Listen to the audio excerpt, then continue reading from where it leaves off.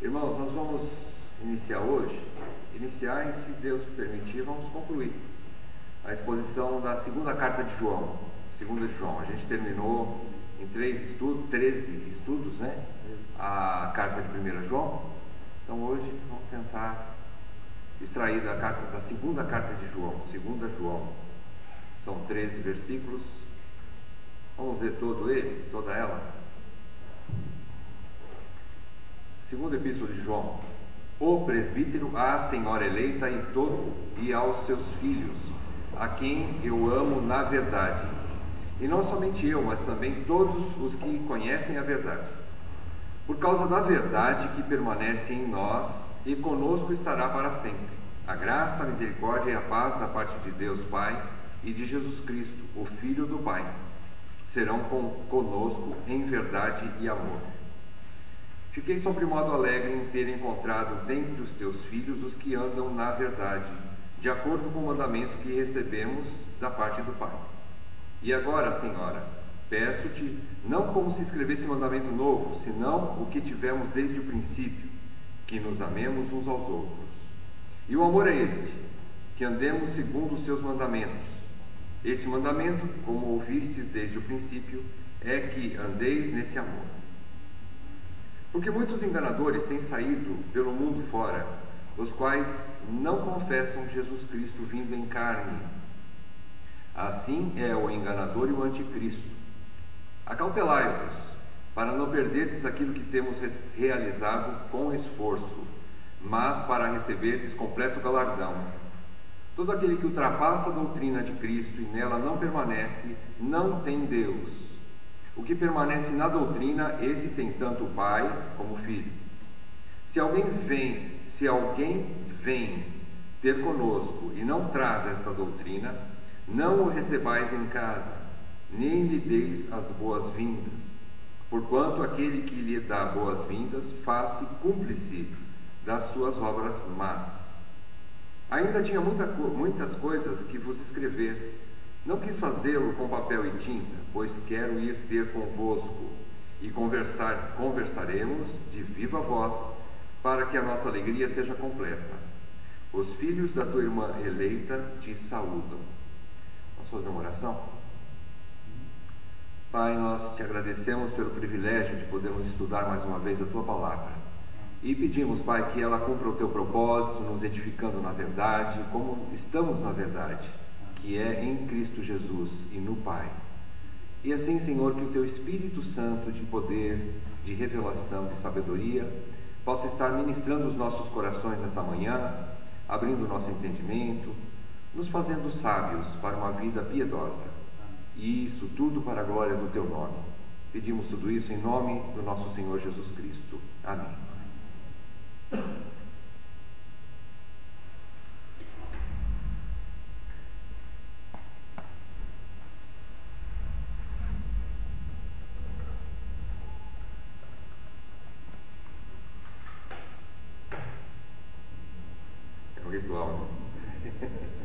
Ritual de iniciação.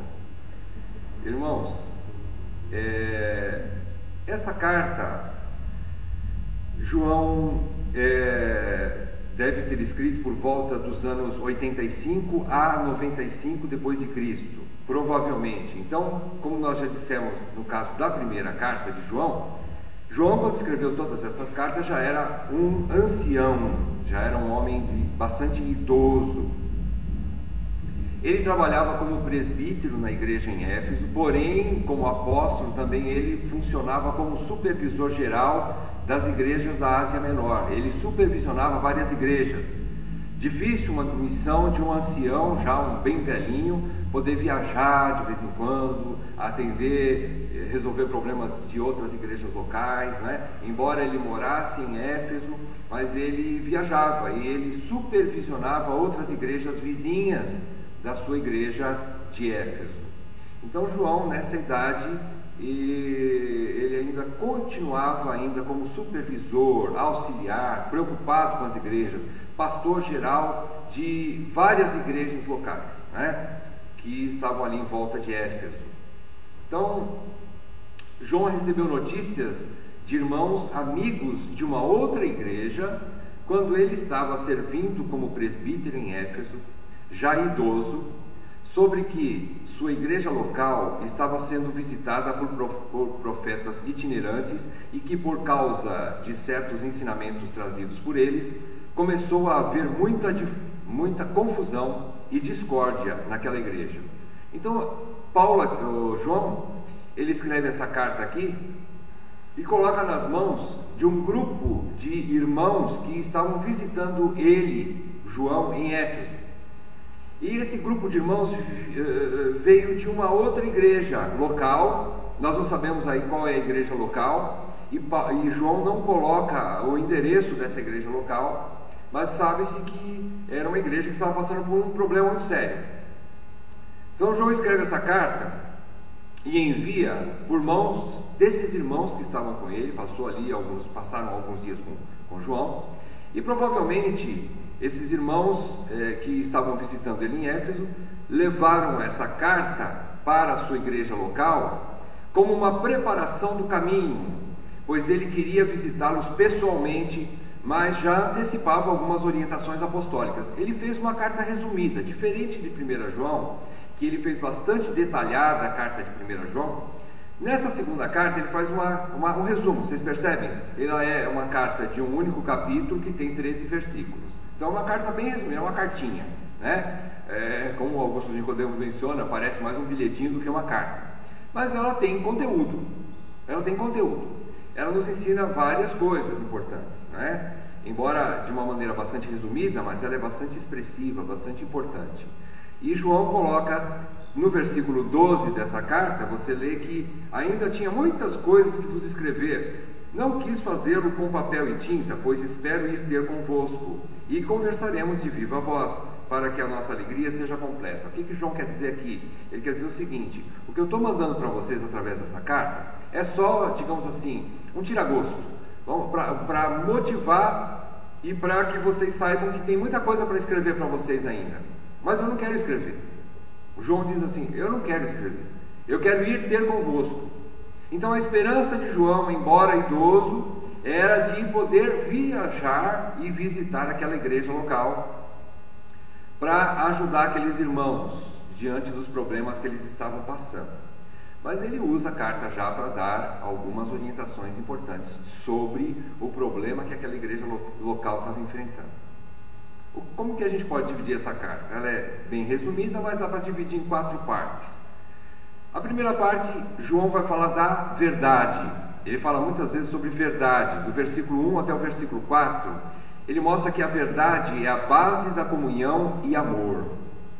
Segunda parte, João fala sobre o amor propriamente dito, como um mandamento. Ele reforça aquilo que ele já havia escrito na primeira carta, que provavelmente essa primeira carta não chegou às mãos dessa igreja local, por isso que ele escreve novamente o assunto, e que ele quer depois conversar de viva voz sobre esses assuntos. Então, nos versículos 5 e 6, a gente vê a segunda parte, que ele fala sobre o amor como mandamento e prática. Ele fala de andar em amor, né? Terceira parte, João fala sobre a doutrina correta, comunhão só com quem permanece na doutrina. E ele fala também da hospitalidade com discernimento. São os versículos 7 a 11. João vai explicar ali: é importante ter hospitalidade? É importante servir os irmãos? Sim. Mas tudo isso feito com sabedoria, com discernimento. E por último, a quarta parte, ele fala dos versículos 12 e 13, a comunhão pessoal e a despedida. Ele mostra ali uma comunhão, ou melhor, ele mostra uma conversa sem intermediários, né? Essa maneira bonita que ele coloca, né? De viva voz, que ele fala não só na segunda, mas também na terceira carta. Ele fala a mesma coisa quando ele escreve para Gaio. Então, essa segunda carta está mostrando o perigo de abrir as portas de uma igreja ou das nossas casas de uma maneira indiscriminada, de qualquer jeito, e sem discernimento, sem ter critérios, né? E sem ter sabedoria de escolha daquilo que a gente faz. Vamos aprender então com o João e com esses irmãos. Primeira parte, então, ele fala da verdade, que é a base da comunhão e amor. Como eu falei desde o início, João, não só João, mas todos os apóstolos, e não só os apóstolos, mas os seus companheiros que eram presbíteros e que escreveram cartas também, a exemplo de Judas. Judas não foi um apóstolo, ele foi um presbítero. E Tiago, o irmão de Judas, também não foi um apóstolo, ele foi um presbítero, mas eles escreveram cartas importantes para a igreja. O próprio escritor de Hebreus, não se sabe quem é, mas foi uma carta bastante importante. Então, os apóstolos e presbíteros e líderes naquele início da era cristã, eles não faziam outra coisa a não ser ensinar a doutrina, orar e resolver problemas de falsos profetas. Era uma luta constante contra falsas lideranças, falsos profetas, falsos ensinamentos, e era uma luta constante. Então eles não tinham como fazer outras coisas. Então eles estavam extremamente ocupados naquela época fazendo esse tipo de coisa. Então era uma coisa bastante maçante, né? Era uma coisa bastante complicada e complexa para homens limitados. Não tinham uma facilidade de viagens rápidas, né? Então tudo era muito difícil. Então vocês imaginam a luta desses homens, né? Para poder manter as igrejas numa visão boa, numa visão correta do cristianismo que o Senhor Jesus ensinou. Então era uma luta muito grande que eles travavam. E eles tinham muito trabalho, porque logo no início já começaram a ter as perseguições, já começaram a ter os falsos profetas, né? Então logo no início da igreja já começou os problemas. A gente pega o capítulo 2 de Atos, a gente fica muito contente, a gente pega aquela visão tão linda, né, daquela igreja, capítulo 2, a partir do versículo 42, e você estuda até o fim do capítulo 2 de Atos, você fala assim, a igreja era maravilhosa. Esse é o modelo da igreja, é assim que eu quero a minha igreja, né, a igreja local. Aí você vê lá que eles perseveravam na doutrina dos apóstolos, na comunhão, no partir do pão, nas orações, vendiam tudo, tinham tudo em comum, não tinham pobres, ou se tinha, eram resolvidos os problemas, porque eles repartiam, eles viviam sempre juntos, diz que eles estavam todos os dias no templo, adorando, orando, estudando. Então parece uma coisa muito linda, e era. Mas foi naquela época, nem tudo é Pentecostes na vida cristã. Existem lutas, e é normal, né? Como toda família, quando no início tudo é um mar de rosas, né? Recém-casado, depois de um tempo a gente percebe que não é bem assim. Tudo se amadurece, tudo fica um pouco mais complexo e está dentro de uma normalidade. Então pegar aquele capítulo 2, do versículo 42 até o fim, do livro de Atos, e querer implantar exatamente naquele modelo, naquele formato, numa igreja local hoje, é bastante complicado e não vai dar os resultados que você espera. Tipo, que não vai ter mais problema. E é impossível, não acontece isso, né? Existem exemplos de irmãos que tentaram viver dentro de um bairro ou de um quarteirão, por colocar várias casinhas juntas, uma do lado da outra, parecer uma comunidade bem fechadinha. No início foi uma maravilha, mas depois tudo é complexo, né? Nem todos se dão muito bem, e aí as coisas acontecem naturalmente, e nem tudo é um mar de rosas. Mas o alvo dos apóstolos e dos presbíteros era manter a sã doutrina, né? Era ensinar a sã doutrina. Se eles fossem viver colado um no outro ou distante um do outro, não importa. O que importa é que eles permaneçam na doutrina. Esse é o alvo do Evangelho. Então, a primeira parte, João começa a falar sobre a base dessa comunhão e fala do amor. Interessante a gente entender o seguinte: quem era a pessoa que escreveu a carta? Por que estão falando que é João se não aparece João nem uma vez na segunda carta, né? Não aparece o nome de João, mas aparece o nome de o presbítero. Interessante a gente entender que bem no comecinho, quando ele escreve, João escreve, naquela época que João ainda estava vivo e servindo ali como presbítero e como apóstolo, não tinha nenhuma outra pessoa, não tinha nenhum outro ancião na igreja conhecida ali na Ásia como o presbítero. Quando se falava de o presbítero, falava-se de João. Todo mundo sabia, né? Tipo assim, quem que mandou consertar aquele carro que estava quebrado ali? Mandaram consertar o carro lá no carro do irmão da igreja. Quem que mandou consertar? Foi o presbítero que levou. Então tá, já sabia quem era. Quem era o presbítero? Era João.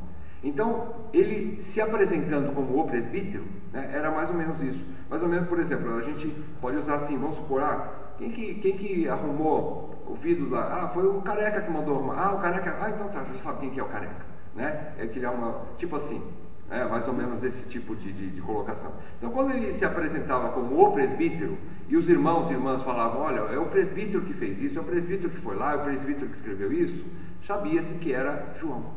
Tratava-se de uma pessoa, né, de João. E ele escreve, a senhora eleita. Aqui que é interessante que há um pouco de mistério, é uma divisão entre estudiosos aqui, mas a grande maioria entende o seguinte, que essa a senhora eleita não trata-se exatamente, pelo menos a grande maioria dos estudiosos, eles comentam que não é exatamente uma pessoa, uma mãe de filhos, né? Por exemplo, ele fala a senhora eleita e aos seus filhos, né? Não é que ele está falando de uma mulher, por exemplo, o termo grego, a tradução de senhora eleita é eklekta kyria. Kyria significa senhora. Lembra-se quando a gente estudou alguns dias atrás a carta aos Filipenses, que Paulo fala que aquele trecho maravilhoso, quando Paulo explica que Jesus Cristo, que ele tanto foi às regiões mais baixas, mas que Deus o exaltou sobremaneira, que ele deu um nome que está acima de todo nome, e é o nome de Jesus Cristo, né, que como Senhor, ele é Senhor. Senhor ali, mostrando Jesus Cristo como Senhor, é o termo Kyrios. Aqui é Kyria, que significa Senhora. Agora, é difícil a gente entender que, traduzindo literalmente, alguém chamava-se Dona Eleita, por exemplo, né? É difícil chamar Dona Eleita, então não se entende como uma mulher que tinha o nome de Eleita. Provavelmente João quer se referir a uma igreja local. Nós não sabemos, parece que João faz um pouco de mistério. Não sei se por algum motivo, que ele tinha medo de que essa carta se extraviasse, caísse nas mãos de inimigos e acabasse comprometendo a vida de alguém, então ele não colocou o nome de ninguém. Não sabemos se é isso exatamente.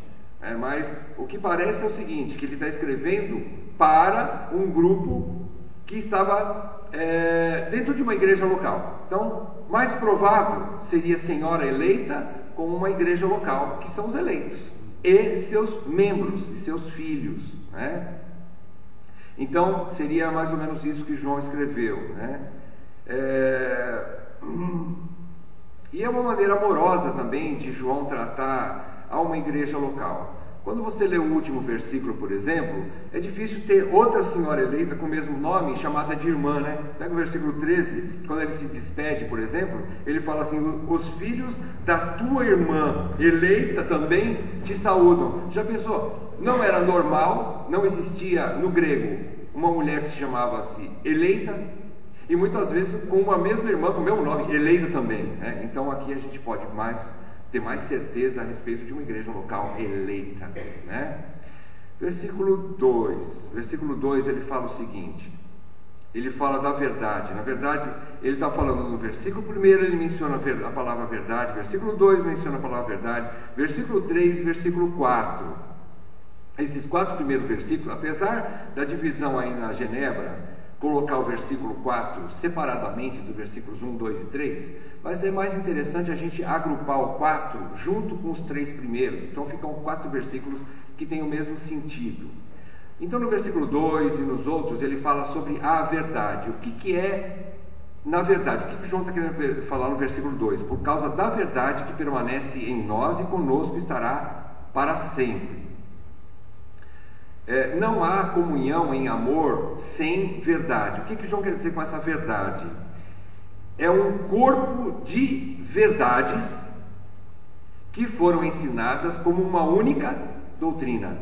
Embora sejam várias verdades a respeito da obra e da pessoa de Jesus Cristo, mas ela torna-se uma única verdade ou uma única doutrina. É isso que João está querendo dizer aqui. Ele está querendo dizer que foi revelado através do Evangelho todas as verdades a respeito de Jesus, que tornou-se uma única verdade, uma única doutrina. E ele está querendo dizer que sem essa doutrina, sem o conhecimento dessa verdade, não há uma ética correta. Então, João está querendo ensinar o seguinte: ele mostra que ele ama na verdade os filhos dessa igreja eleita, e também todos os que andam na verdade, que conhecem a verdade, por causa da verdade que permanece em nós e estará para sempre conosco. Ou seja, a própria presença, a verdade que permanece em nós e conosco estará para sempre. João fala tanto da doutrina verdadeira como da pessoa de Cristo Jesus, que estará em cada crente até a consumação dos séculos. A verdade também se refere à própria pessoa de Jesus Cristo. Ele é tido, ele mesmo se apresenta em João capítulo 14, ele mostra que ele é o caminho, ele é a verdade e ele é a vida. E ninguém vem ao Pai senão através de Jesus Cristo. Então Jesus é a verdade também. Então, verdade para nós funciona tanto como um grupo de verdades que torna-se a única doutrina verdadeira, chamada sã doutrina. Vários nomes no Novo Testamento a gente percebe sobre isso: a doutrina verdadeira, o Evangelho, a sã doutrina. Mas também fala de uma pessoa, que é Jesus Cristo, que ele é a verdade e estará conosco para sempre. No versículo 3, ele faz uma bênção aqui: graça, misericórdia e paz serão conosco em verdade e amor. Ele está querendo dizer o seguinte: João diz que só receberemos as bênçãos de Deus se andarmos na verdade e amor. Se andarmos na verdade e amor. Ou seja, que a obediência gera a recompensa. É importante a gente entender isso. Quando a gente fala da graça, parece que a gente quer, o liberalismo quer trazer a graça barata. O que é a graça barata? Você não depende de nada e não precisa fazer nada e nenhum esforço para você ter todas as bênçãos de Deus. Por quê? Porque Deus é amor. Se Deus é amor, eu vivo do jeito que eu quero, do jeito que eu penso, do jeito que eu acho melhor, sem nenhum compromisso com Deus e com a verdade, mas Deus vai me dar tudo que eu quero, porque, olha, afinal de contas nós estamos na graça. Não é bem isso que João quer dizer. Ele quer dizer no versículo 3 que todas essas bênçãos, tanto graça, misericórdia e paz, da parte de Deus Pai e de Jesus Cristo, o Filho do Pai, serão convosco em verdade e amor, desde que vocês permaneçam na verdade e amor. É isso que ele quer dizer. Permanecendo na verdade e amor, ou seja, o compromisso do crente, você vai desfrutar da graça, da misericórdia e da paz. E ele menciona também a única passagem que João fala, o Filho do Pai, exatamente também para mostrar aquilo que ele já mostrou de maneira bastante enfática na primeira carta, que Jesus Cristo é o Filho de Deus. E aqui ele menciona o Filho do Pai. Ele está querendo mostrar, talvez de uma forma mais íntima, que Jesus Cristo é o Filho do Pai. Ele quer enfatizar e deixar claro que é Jesus Cristo que é o Deus encarnado, que é o Filho do Pai, e que nós não podemos ter dúvidas quanto à sua divindade, à sua filiação divina, ou sua origem divina, né? Então é isso que João quer, por isso que ele menciona aqui o termo Filho do Pai. Vamos para a segunda parte, agora ele vai falar do amor, versículos 5 e 6. Ele começa de uma maneira muito bonita. Olha só, nós falamos que João, apesar de idoso, respeitado, chamado de o presbítero, era um chamado bastante honroso que as igrejas tinham por João, por ele ser o presbítero da igreja, um dos irmãos mais velhos na época, e supervisor. Como presbítero também tratava-se de supervisor das igrejas da Ásia Menor. Apesar de toda a autoridade apostólica de João, possivelmente naquela época já era o último apóstolo dos 12 vivo, talvez ele era o último sobrevivente do grupo de apóstolos, do corpo apostólico. Então ele era tido com muito respeito, e mesmo assim, o que ele fala aqui? Eu ordeno, que vocês me ouçam. Não, ele não fala ordeno. Como é que ele fala? Peço-te. Então o apóstolo sabe lidar com as igrejas de maneira amorosa, de maneira carinhosa e humilde. É importante a gente entender isso. Apesar de tudo que João era, apesar de tudo que João fez, apesar de tudo que João sabia a respeito da pessoa e da obra de Jesus Cristo, aquele que teve mais proximidade física com o Senhor Jesus, ele não manda, mas ele menciona, e agora, Senhora, peço-te. Então é de uma maneira bastante humilde, e até alguns comentaristas, o próprio Augusto Nicodemos, ele fala assim: para que mandar se você pode pedir? Às vezes a gente pensa ao contrário, né? Para que pedir se eu posso mandar? Eu sou presbítero. Mas é ao contrário, as coisas funcionam de outra forma. Como nós já falamos, a igreja não é um quartel, não é um exército. Então nós somos servos dos nossos irmãos. E João se apresenta aqui de uma maneira bastante humilde. E ele então fala, versículos 5 e 6, ele diz: não como se escrevesse mandamento novo, eu te peço, Senhora, não como se escrevesse mandamento novo, senão o que tivemos desde o princípio, que nos amemos uns aos outros. Então ele vai repetir o mandamento. Qual era o mandamento? Que nos amemos uns aos outros. E no versículo 6 ele diz: e o amor é este, que andemos segundo os seus mandamentos. Este mandamento, como ouvistes desde o princípio, é que andeis nesse amor. Então ele está falando andeis nesse amor. Em primeiro lugar, ele diz que o pedido de João é para a igreja permanecer no que ela já tem. João não está falando nada novo. João só está incentivando que eles pratiquem aquilo que eles já têm. A igreja já tem esse mandamento, ela já tem esse amor. Então não é coisa nova que João está escrevendo aqui, é aquilo que ele já tem, ou seja, para eles permanecerem no amor. São menções fundamentalistas ou conservadoras. Interessante isso. Nós somos conservadores, meus irmãos. Nós somos fundamentalistas. Nós não queremos deixar a sã doutrina. Então muita gente vai falar: mas em nome do amor, irmão, você tem que ser menos juiz de alguma situação. Em nome do amor, você tem que relevar muitas coisas. Negativo, irmãos. Nem tudo a gente vai ter que abrir mão. Nós temos que ter firmeza.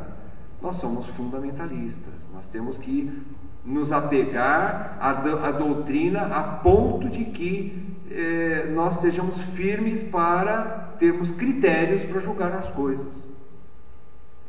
Ele continua dizendo o seguinte: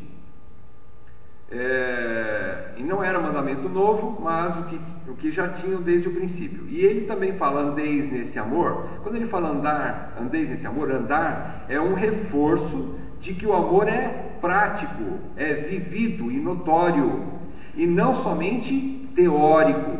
O amor cristão não é teórico. Eu amo você, meu irmão, e eu sabendo que você está com alguma necessidade, eu cruzo os braços, vou para minha casa e vou assistir televisão. Que amor é esse? João fala: que amor é esse? Então, se você sabe que tem um irmão passando necessidade e não faz, então a gente tem que agir. E ele fala assim na primeira carta: não amemos de palavra, mas de ação, de fato e de verdade, com atitudes. E é isso que João está ensinando. Nesse amor, João fala assim: andeis nesse amor. Finzinho do versículo 6. O que é nesse amor? Precisamos conhecer o verdadeiro amor. Ele está falando nesse amor, é porque é um tipo de amor que nós, como homens, não conhecemos naturalmente. Esse amor não é porque nós nascemos seres humanos e que nós somos humanos de coração. Humano, a gente pensa assim, as pessoas que se sensibilizam com o outro ser humano, Não. Esse amor aqui é um amor gerado pelo entendimento do verdadeiro amor explícito no Evangelho. Quando nós entendemos o Evangelho, esse amor é uma categoria de amor que nós precisamos exercitá-lo. É um tipo de amor recebido pelos crentes. Não é amor humano, mas o amor originário desde o início de sua conversão, revelado pelo e no Evangelho. É um amor que está revelado no Evangelho. O que nós precisamos fazer para poder amar de maneira correta aos irmãos? Conhecer o Evangelho. Precisamos estudar sobre a obra e a pessoa de Jesus Cristo. Precisamos conhecer o Evangelho para que nós saibamos como amar de fato e de verdade. Não é com paparico, mas também não é de uma maneira dura. É perdoando, mas é exortando em amor. servindo os irmãos na hora da necessidade e disciplinando os irmãos na hora do erro, né? Então tudo isso faz parte do verdadeiro amor cristão, e isso é bom, né? Essa é a segunda parte. Terceira parte agora, fala do versículo 7 até o versículo 11, do versículo 7.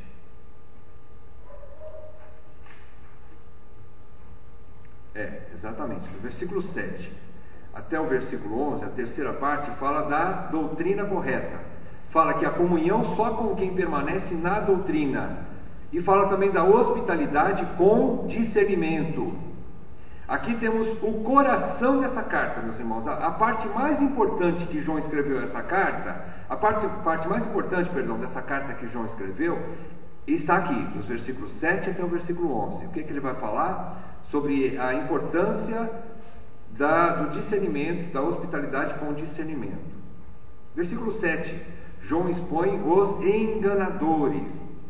Existem sim enganadores no meio evangélico. Existem enganadores no meio evangélico. Ele fala na primeira carta, nessa carta ele fala que porque muitos enganadores têm saído pelo mundo fora. Irmãos, o que mais impressiona aqui é que esses enganadores, eles eram trabalhadores. O que eles estavam obedecendo? A ordem de ide. Eles praticavam o ide do Evangelho. Vocês lembram no final dos Evangelhos que Jesus manda ide pregar o Evangelho por todo mundo? Pois é, eles estavam saindo pelo mundo afora. Talvez muitos missionários não estavam agindo tanto quanto esses falsos profetas. Eles estavam viajando muito. Lógico, para atrapalhar o andamento da igreja. Não estou dizendo que é positivo, mas eu estou dizendo que pelo menos eles eram trabalhadores. Eles não ficavam dentro de casa assistindo televisão e inativos. Então eles agiam, eles praticavam o id. Eles dizem que não confessam Jesus Cristo vindo em carne. O primeiro ponto que João quer esclarecer a igreja, a senhora eleita, que é uma igreja, né, e os seus filhos, que são os membros, é que eles tinham que entender que aqueles que não confessavam a mesma doutrina, eles não podiam hospedar em casa, eles não podiam participar das suas missões, eles não poderiam auxiliá-los nos seus ministérios. Por quê? Porque eles começam muito mal, pela falsa doutrina. Eles não confessavam Jesus Cristo vindo em carne. Isso já era início, já era o gene, o DNA dos gnósticos, que iam aparecer um pouco depois dessas igrejas, um pouco mais no primeiro século. Então aqui a gente já entende que eles não tinham essa visão de Jesus Cristo, eles permaneciam naquela visão errada sobre Jesus Cristo, tipo que as coisas superiores, eles entendiam assim, que as coisas superiores, eles chamavam de superior, o nível superior de pessoas, ou melhor, não eram nem de pessoas, era um nível superior, que eles tratavam as coisas espirituais ou puras. Não poderiam se misturar com as coisas inferiores. Havia dois níveis no universo: o nível superior, que eram as coisas superiores e puras, que eram as divindades, e as coisas inferiores, que eram as coisas carnais e pecaminosas. E as duas não se misturavam, era que nem óleo e água. Por isso eles não reconheciam, os gnósticos, estou falando dos gnósticos, eles não reconheciam Jesus Cristo como perfeito homem e perfeito Deus, 100% homem e 100% Deus. Então eles não reconheciam. E João então combate essa visão deles. E ele já começa a falar assim, João os chama então de enganadores. Vocês viram aí no versículo 7? Eles chamam de enganadores. E pior do que isso, eles são originários do enganador. No finzinho do versículo 7 ele diz, assim é no singular, o enganador e o anticristo. Ou seja, eles eram filhos do maligno. Eles eram filhos do diabo. Mas irmão, está dentro da igreja, não importa. No caso de Jó, você vê plenamente que enquanto Jó e os judeus naquela época adoravam, os hebreus naquela época adoravam, Quem se apresentou no meio deles para adorar também? Satanás. Satanás estava adorando junto com os amigos de Jó, né, com os adoradores na época de Jó. Então, no meio cristão, irmãos, nós não podemos nos assustar dizendo, olha, esse aqui é falso profeta. Nós temos que julgar todas as coisas, né? Nós temos que aprender a julgar. Então essa carta é muito importante por causa disso. Então ele já mostra aí, eles são enganadores, muitos enganadores têm saído pelo mundo fora, e são filhos do enganador e do anticristo. Versículo 7, né? Versículo 8 ele diz, agora ele dá uma palavra de direção para a igreja. Qual é a palavra aí principal? A primeira palavra que ele fala de uma maneira bastante firme: acautelai-vos, ou seja, tenham cautela, tenham critérios para julgar as coisas. Vocês têm que analisar, vocês não podem ser vaquinha de presépio, vocês não podem falar, eu aceito tudo que estão falando para mim, é o irmão mais velho lá, então tudo que ele fala está certo. Nem sempre. Isso é importante. Acautelai-vos. E ele mostra, para não perderdes aquilo que temos realizado com esforço, mas para receberdes completo galardão. O que João quer dizer? Ele quer dizer o seguinte: irmãos, nós, os apóstolos, trabalhamos muito em prol da sua igreja. Nós nos esforçamos para passar para você uma sã doutrina. Nós recebemos do Senhor, não misturamos nada e procuramos ser fiéis no máximo para passar a sã doutrina de Jesus Cristo para vocês. Então, irmãos, não percam isso que nós fizemos com muito esforço. Por favor, nós trabalhamos muito para chegar nos seus ouvidos a sã doutrina, para chegar nos seus corações, no seio da igreja, a verdadeira doutrina. Então, por favor, irmãos, não joguem tudo isso fora. Não joguem tudo isso fora. Tenham cautela, tenham cuidado. Guardem isso que vocês têm. Sejam firmes para não deixar as coisas misturarem com aquilo que não presta. Não deixam, não vão se estragar por causa de falsos ensinamentos, né? Então é isso que João está querendo ensinar para eles aqui. Versículo 8, acautelai-vos, né? Não é perder a salvação, mas perder as coisas boas e santas que realmente edificam e produzem frutos nos crentes e confirmam o galardão. Irmão, João está querendo dizer o seguinte, para que vocês recebam pleno galardão, para que vocês tenham a convicção de que o futuro de vocês está certo e garantido na glória, né? Que vocês tenham uma consciência tranquila de que vocês sabendo separar as coisas e não deixando se misturar com a falsa doutrina, vocês vão estar firmes e vão ter nos seus corações plena certeza do galardão que espera vocês, como igreja do Senhor Jesus Cristo, né? Pois não? Eu fiquei com dúvida aqui no versículo 7, que ninguém fala que eles que não confessam, né, o nome do Senhor. Mas numa outra igreja, assim, por exemplo, poderia ter um falso mestre que confessa o nome do Senhor, mas que não ensina as coisas que... Porque aqui é específico, aqueles que não confessam. Que não confessam. A categoria desse falso profeta aqui é maior do que um verdadeiro mestre que está enganado por algum motivo, mas ele se arrepende e volta, né? Todos nós, como ensinadores, muitas vezes a gente entra na doutrina, a gente quer explicar uma determinada coisa e pode errar nesse tipo de explicação. Por isso o benefício da pluralidade de ministérios, para que quando alguém ensinar alguma coisa errada dentro de uma igreja, ele se corrige. Esses falsos mestres aqui não se arrependiam. Eles ficaram firmes naquela doutrina errada e eles queriam, pelo contrário, mudar a ideia dos irmãos. Agora, quando um mestre que possivelmente por algum período, por algum ensinamento ele errou, e ele é confrontado pela igreja e ele volta atrás, então nós não consideramos na categoria de falso mestre, mas de um mestre que foi corrigido. Por isso a importância do coração humilde, né, de reconhecer. Por isso que ele encerra o 7 com o anticristo.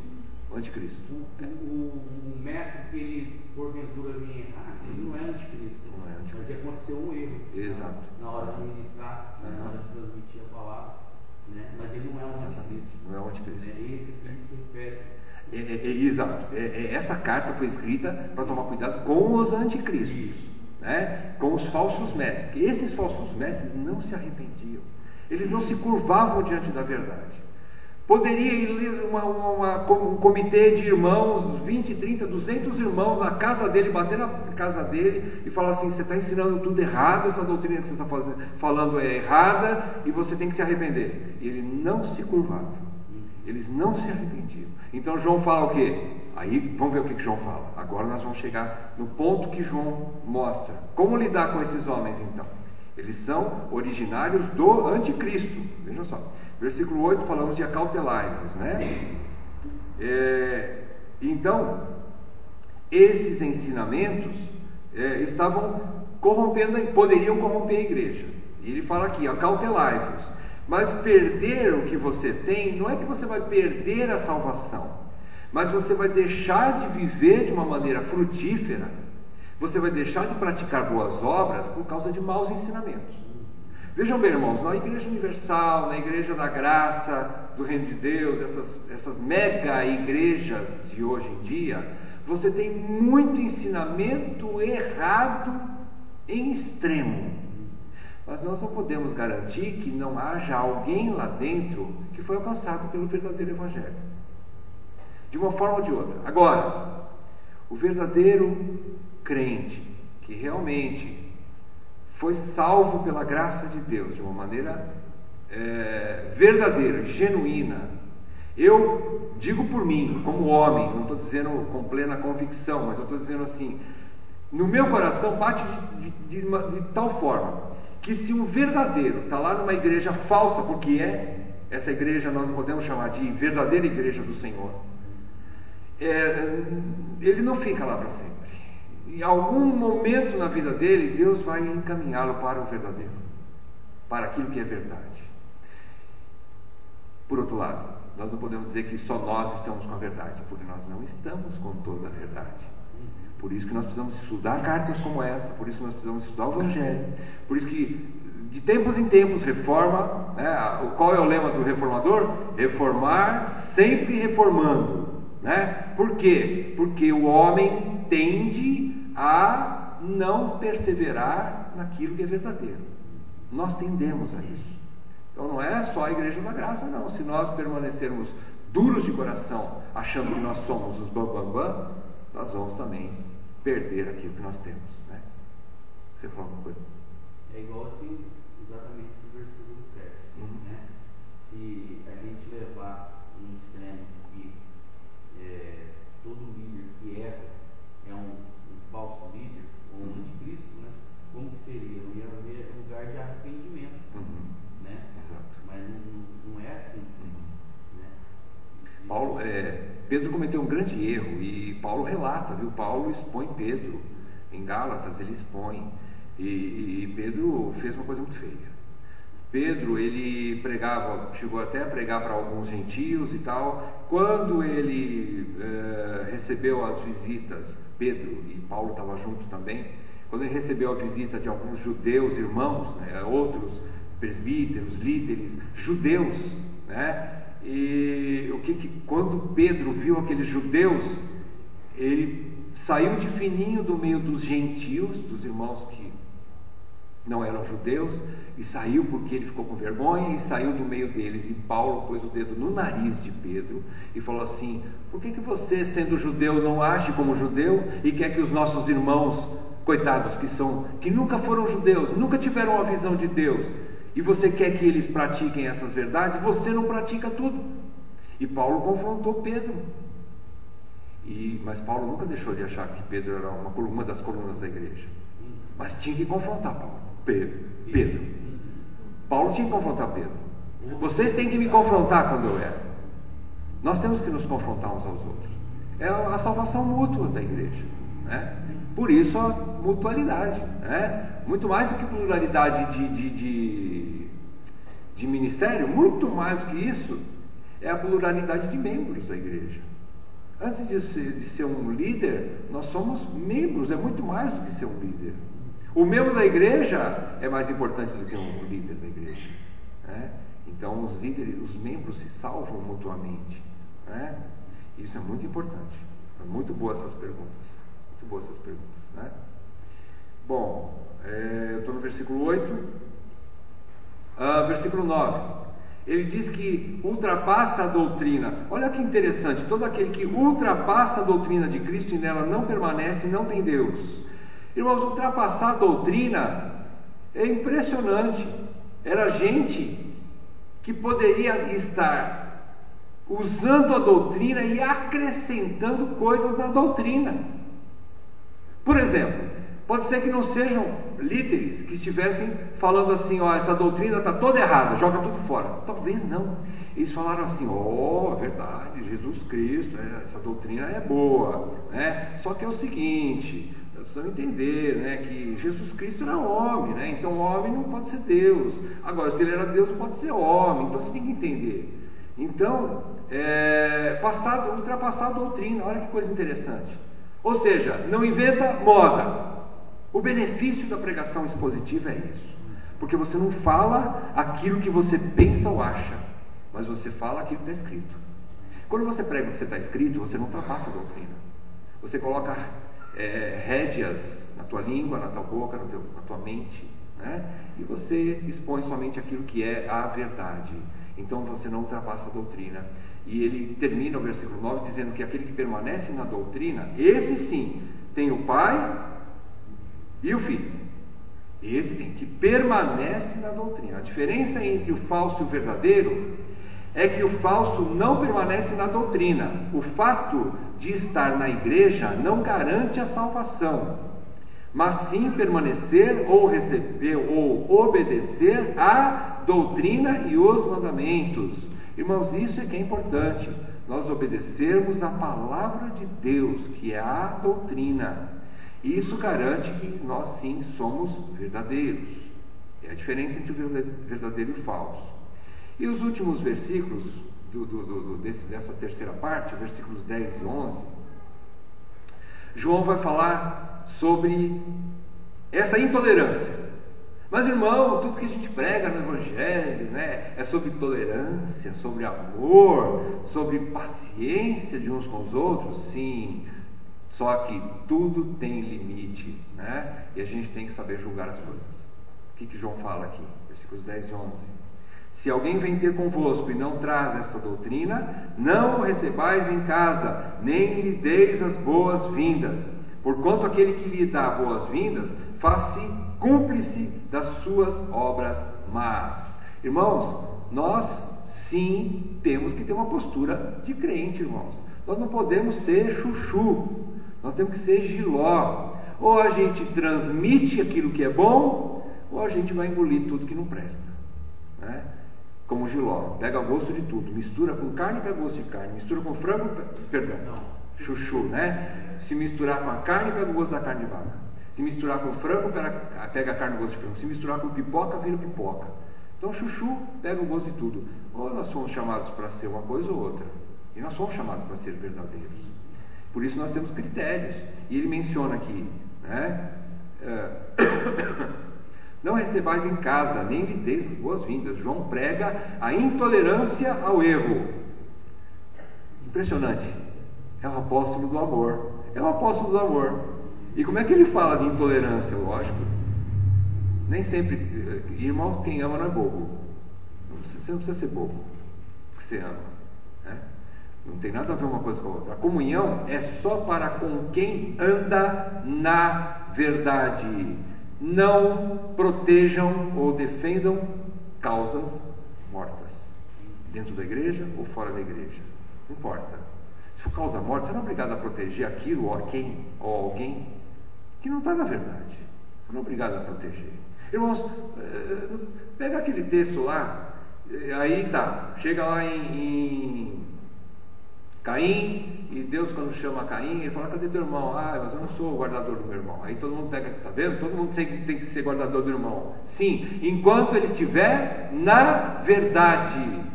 Se o teu irmão não estiver na verdade, você vai e exorta ele a primeira vez. Se ele não te ouvir, você chama mais gente e exorta ele a segunda vez. Se ele não te ouvir, você avisa toda a igreja. Se ele não te ouvir, você expulsa ele do teu meio. Você tira ele da tua casa. Ah, mas é meu irmão. Não importa. Ou você se salva, né? Aquele texto que nós lemos no domingo passado, né? Ah, você viu? Ah, se o irmão padece, todo o corpo padece. Então, coitadinho dos irmãos. Temos que cuidar de todos os membros, é? E aquela outra passagem que Jesus fala que se um membro ele te condena, arranca-o e lança fora de ti, porque é melhor que você entre nos céus faltando um braço ou uma perna do que com o corpo inteiro ser lançado no fogo do inferno. Tem que ter critério, irmãos. Não é porque teu irmão que você vai agora engolir ele do jeito que ele é, do jeito que ele está. Não. Tenha critérios, né? E é isso que ele ensina aqui. E ele diz uma palavra muito séria. Apesar da palavra cúmplice aqui, ela é originária da palavra koinoneu, que é originário da palavra koinonia, que é comunhão. Irmão, você já pensou em ter comunhão com o erro? Paulo ensina em 2 Coríntios, né? Em 1 Coríntios, perdão, ele fala que não há comunhão entre luz e trevas, né? 1 ou 2 Coríntios, agora não me lembro. Mas ele fala que não há comunhão com a luz com as trevas, não há comunhão do templo de Deus com o templo de Satanás. Não há comunhão entre a luz e as trevas. Aí é o termo que ele fala cúmplice. Se você está acolhendo essas pessoas em casa, se você está engolindo erro, se você está fazendo vistas grossas para aquilo que está errado, o que é que João fala? Você é cúmplice das suas obras más. Você é cúmplice, né? Conivente, você está conivente, né? Então, esse termo cúmplice, ter comunhão, ou participar, se associar, investir no erro, investir nesse erro, investir, às vezes até mesmo contribuir, está sustentando uma coisa errada. Não faça isso, né? Devemos investir na causa da verdade, abrir a casa com discernimento, isso sim, abrir a casa com discernimento, e não só a porta da frente. Quando ele fala aqui, João estava falando literalmente de receber os falsos profetas em casa, tomar cuidado, ou os profetas em casa. Mas hoje em dia, irmãos, como é que a gente faz isso? A gente faz isso não só pela porta da frente de casa, mas pela internet, pela televisão, por livros, às vezes uma literatura, você pega um livro para ler, um livro que uma irmã lá da outra igreja me indicou, é irmã, só coisa boa. Irmãos, 90% dos livros evangélicos que estão nas livrarias evangélicas, eu não digo 90%, eu não tenho esse número exato, mas uma boa parte dos livros que estão numa livraria evangélica hoje não são a verdadeira doutrina. Tem muita confusão no meio evangélico, irmãos. Tem muita confusão no meio evangélico.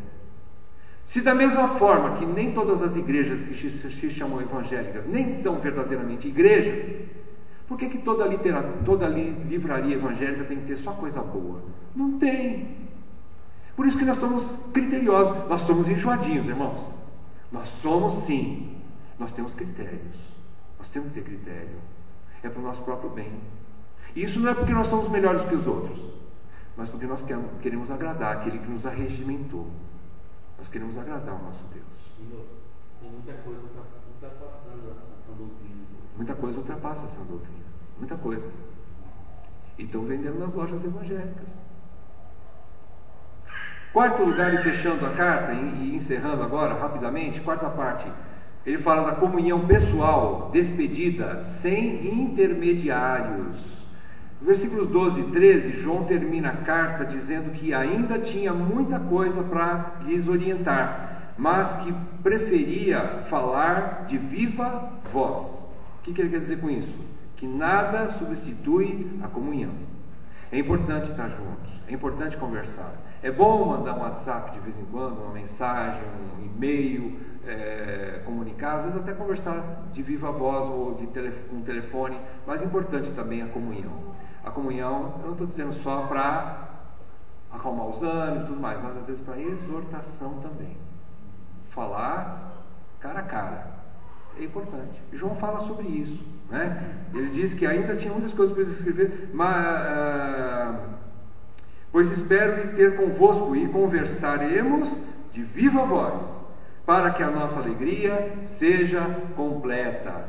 Aí ele diz sobre aquilo que ele falou na primeira carta de João, que a nossa alegria vai ser completa se nós tivermos comunhão. E a nossa comunhão não é só entre nós, mas é com o Pai e com seu Filho Jesus Cristo. Quando nós temos esse objetivo de viver para a glória do Senhor Jesus Cristo, falar aquilo que Jesus Cristo fala, ensinar o que Jesus Cristo ensina, e isso uns para com os outros, essa comunhão traz vida e traz alegria. O alvo da comunhão cristã é produzir alegria. É sempre produzir alegria. Nós não podemos conceber no nosso coração que a comunhão que a igreja quer manter, ela tem outros alvos que não sejam alegria. Não é isso que João fala. O alvo final sempre é alegria. Alegria não é ausência plena de dificuldades, de problemas, de diferenças entre as pessoas, de maneiras de pensar diferentes. Mas primeiro, a nossa unidade não é pelo aquilo que eu acho ou que eu penso. A nossa unidade é por causa da doutrina de Cristo. E isso nos dá unidade. Em segundo lugar, eu tenho alegria junto com os meus irmãos, não porque eu estou vendo eles fazerem tudo do jeito que eu gosto, do jeito que eu quero que seja feito, mas porque eles estão andando na verdade. Eles estão andando na verdade. Se os meus irmãos estão andando na verdade, eu vou ter alegria. Ou pelo menos deveria, né? Deveria ter alegria. E é isso que ele encerra a carta, né? E ele termina dizendo: os filhos da tua irmã eleita te saúdam. Como eu já falei, provavelmente João está se referindo aos irmãos da igreja de Éfeso, né? Ou seja, os filhos da tua irmã eleita te saúdam. Ele provavelmente está falando: os meus irmãos aqui da minha igreja estão mandando um abraço aí para vocês, viu? Da outra igreja, né? Que era a senhora eleita, a outra senhora eleita. Concluindo, irmãos, o que a gente tira aqui desse trecho, dessa carta, segunda carta de João? Em primeiro lugar, a gente conclui o seguinte: hospedar e investir somente em ministérios que ensinam e vivem a doutrina da verdade. Em primeiro lugar é isso. Irmãos, nós não podemos gastar nosso dinheiro, gastar nosso tempo, gastar doações com coisas que não edificam na verdade. Não estou dizendo que você não pode fazer uma doação para um vizinho teu, que às vezes nem é crente, e está precisando de comida, e está precisando de roupa. Não é isso que nós queremos dizer, não estamos impedindo isso. Mas existem muitos irmãos, eu ouvi irmãos muito mais experientes do que eu, gente. Eu estou aprendendo com esses homens e eu fico impressionado de ver no Brasil gente aí de 40 anos de caminhada evangélica que não sabem discernir entre ofertar numa igreja evangélica e ofertar no centro espírita. Gente que não tem discernimento nenhum. Gente que não sabe que o testemunho de Jeová, por exemplo, são anticristos. Gente que não sabe fechar as portas para alguma mentira. É impressionante isso, irmãos. Por isso que eu tenho falado desde o início, nós estamos pregando, nós estamos ensinando para que nós tenhamos, igual o Hernandes Dias Lopes fala, né? Nós temos que ter fogo no coração, paixão pelos irmãos, muito fogo no coração, mas você também ter luz na cabeça. Se você não tem luz na cabeça, você não tem sabedoria. Só fogo no coração não resolve, como também só luz na cabeça também não resolve. Precisa ter os dois: fogo no coração, paixão pelos irmãos, né? Um coração misericordioso, compassivo, que reparte, mas com discernimento. Não fazer aquilo que não cabe a você fazer, né? Segunda conclusão que você tira, que nós tiramos aqui: pode haver amor e amizade com pessoas que não andam na verdade. É verdade, pode ter amor e amizade. Nós podemos ter amizades, nós podemos ter amor, até servir em alguma medida pessoas que não andam na verdade, mas não temos comunhão e nem unidade com essas pessoas. Você pode servir vamos supor que você tem um parente, um amigo, um vizinho que é testemunha de Jeová e ele está passando fome. Você não pode servir um prato de comida para ele? Pode, deve. Agora, você não vai engolir a doutrina dele na tua casa, meu irmão. Se ele vier querer pregar para você a doutrina do testemunho de Jeová, você fala: meu amigo, sinto muito, mas você nem meu irmão é. eu já estou convicto na doutrina que eu tenho, você vai pregar para o teu vizinho lá do outro lado, porque para mim não serve. Eu já estou bem vacinado quanto a isso. Então nós temos que ter critérios. Em terceiro lugar, podemos ser taxados de fundamentalistas, orgulhosos e radicais. Até nós podemos ser taxados de fundamentalistas, orgulhosos e radicais, pelos liberais que não usam nenhum critério para julgar as coisas e acabam ultrapassando a doutrina de Cristo. Mas a nós compete permanecer na doutrina, no Pai e no Filho. Se você quer permanecer no Pai e no Filho, você vai ter que permanecer na doutrina. E se você quiser permanecer na doutrina, muitas vezes você vai ter que tomar algumas atitudes e falar algumas coisas que os liberalistas não vão gostar. Hoje nós estamos vivendo isso, irmãos, aí, você vê aí a televisão, já está... os homossexuais agora viraram heróis. Eles foram assassinados em grupo lá nos Estados Unidos, agora viraram... E o mundo inteiro repercutiu. Centenas de cristãos são assassinados semana após semana no Oriente Médio, nos países ali do Oriente Médio, principalmente onde o Estado Islâmico está atuando, e ninguém fala nada. Você não vê notícias na Globo falando sobre centenas de cristãos sendo assassinados por causa do Evangelho e dessa doutrina. Mas os homossexuais viraram heróis.